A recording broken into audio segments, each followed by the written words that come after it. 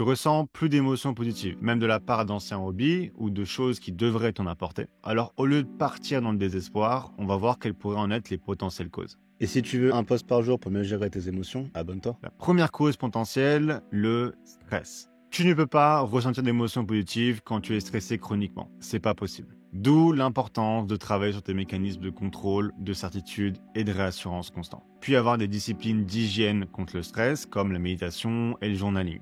Et ça paraît basique et je fais que le répéter, mais il y a tellement de gens qui souffrent de stress chronique, mais pourtant tellement peu de personnes qui taffent sérieusement pour le réduire, que je me dois de te le rappeler. Et peut-être qu'avec cette vidéo, tu t'y mettras enfin sérieusement. La cause numéro 2, la santé. Et là, les gros coupables les plus fréquents sur ce plan physiologique, c'est d'abord les problèmes de microbiome, qui jouent un rôle essentiel dans la création de molécules précurseurs aux émotions positives. Il y a l'inflammation aussi, qui peut justement être causée par un dérèglement au microbiome, et qui peut atteindre directement le cerveau et son fonctionnement, si c'est pas provoquer carrément une maladie auto-immune ou une maladie inflammatoire, qui évidemment aura un impact sur tes émotions. Et la troisième cause, hyper importante, c'est la déconnexion du moment présent.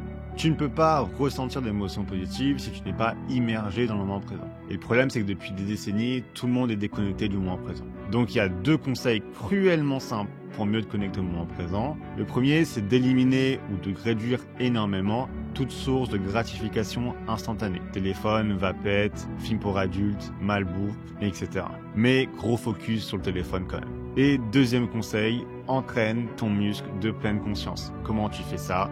Par la méditation. Donc je peux te rappeler ces conseils, mais la vérité c'est que tu les as déjà entendus, tu les connais déjà. Et le but vraiment de cette vidéo, c'est de te faire un énième rappel qui peut-être te fera te mettre au travail.